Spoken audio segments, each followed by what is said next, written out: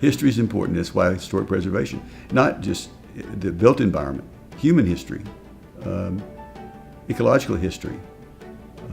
History is important. Ultimately, I think that Chip's legacy will not just be in the buildings he will have completed, but also in this company that he has created over time. John Akridge III, Chip, born and raised in Knoxville, Tennessee, came to Washington in 1972 to take a job with Bob Gladstone's Quadrangle Development Corporation. As a Georgia Tech-trained mechanical engineer, a Harvard Business School grad, and Vietnam veteran, he was Gladstone's first employee. The first building that I built for Bob Gladstone was 2030 M Street in 1973. We rented that building for $6.75 a foot. That's the gross rent. Today, real estate taxes are almost $20 a square foot. So the economics have clearly changed. He chose D.C. after he and his wife Sally studied office real estate markets around the country. In January 1974, Chip Akridge struck out on his own, forming the John Akridge Company with the help of Bill Smith, pictured here with Chip, and current partner Tom Wilbur. His first project was a modest office building at 1627 K Street. In 1974, the development landscape was quite different than it is today. All the developers and property managers were local and mostly smaller organizations, which was good for somebody new starting out.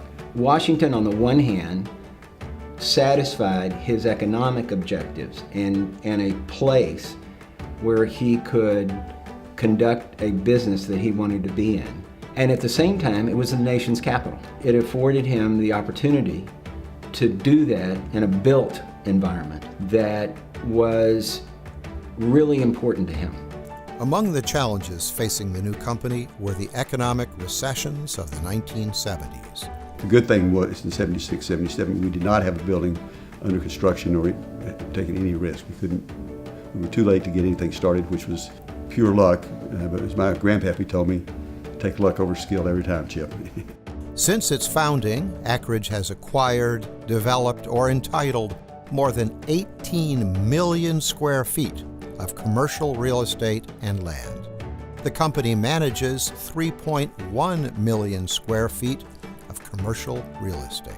We've always convinced ourselves that we're not in the space business, we're in the service business. And the most important people in the world are the people that pay the rent. And if we take care of them, everything seems to follow along after that. When Akridge works with historic properties, it is known for its skill in creating an entirely new project that harmonizes with the existing historic streetscape. It also notably adapts existing structures by restoring historic elements and adding modern amenities. He is someone who respects the past, reveres the past, wants to ensure that the building blocks of the past are recognized and are leveraged as we all move forward. Akridge is an early adapter of LEED construction and dedicated outside air systems that save energy and bring more fresh air into large buildings. Over the last 44 years, Akridge has revitalized landmark historic properties. The Homer Building, built in 1914 as a 4-story department store, reopened in 1990 atop the Metro Center station as a 12-story mixed-use complex. It was Akridge's first project to integrate new development with historic preservation. Currently, Akridge has 3 historic buildings under development in the district. There is nothing like a complex historic preservation project to really test our professional skills in this field that we work in.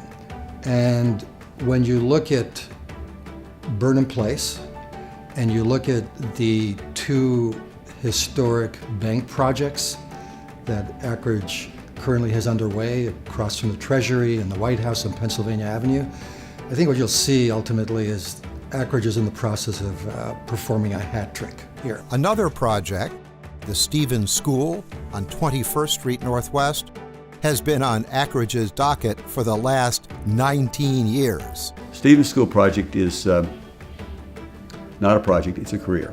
It's been a long road, but we're very pleased with the product that we've come up with, and I think the district and the community are going to be very happy with the end result. The long road to the Stevens School project went through multiple government administrations. The company finally broke ground in June 2018. The school will be renovated and reopened as a DC public school that will be surrounded by 190,000 square feet of office space. Chip and Sally Akridge have long been involved in conserving and protecting the Chesapeake Bay, and they consider DC just as worthy of attention.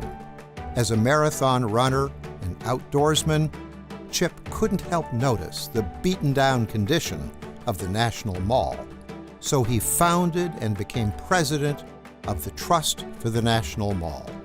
In 2012, he personally gave $1 million to the Trust, which is supporting the National Park Service as it restores and improves this national stage. In August 2018, the Park Service used trust funds to complete the restoration of the historic Lockkeeper's House on the mall at Constitution Avenue and 17th Street. When we started out with him in the 80s, it was really Chip and his two partners who just continued to undertake, all of these projects, and perhaps even more importantly, I think, continue to burnish the firm's core values. History is important. End of quote. The built environment is part of it. I'm glad to be a part of it.